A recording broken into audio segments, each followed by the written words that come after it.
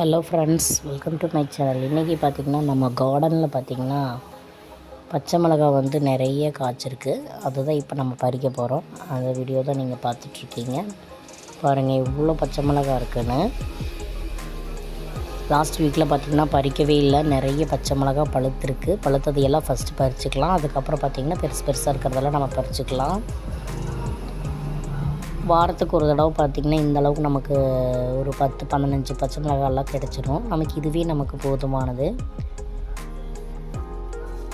சூப்பராக இருக்குது. நல்ல காரமான காயில் இருக்கிற விதைகளை நம்ம போட்டோம் அப்படின்னா நமக்கு எப்போவுமே வந்து காய் வந்து ஒரு 3 செடி பச்சை மிளகா செடி நம்ம வச்சோம்னாலே போதுங்க. ரெண்டு செடி அல்லது 3 செடி அளவு வச்சாலே போதும். நமக்கு வீட்டுக்கு தேவையான பச்சை மிளகா நம்ம வேணுங்கிறது பறிச்சுக்கலாம். வாங்க வேண்டிய அவசியமே இல்லை. இங்கே பாருங்கள் இப்போ எவ்வளோ கிடச்சிருக்குன்னு. இது வந்து ஒரு 3 to 4 days வரைக்குமே நம்ம இந்த பச்சை மிளகா நமக்கு சமையலுக்கு போதுமானது.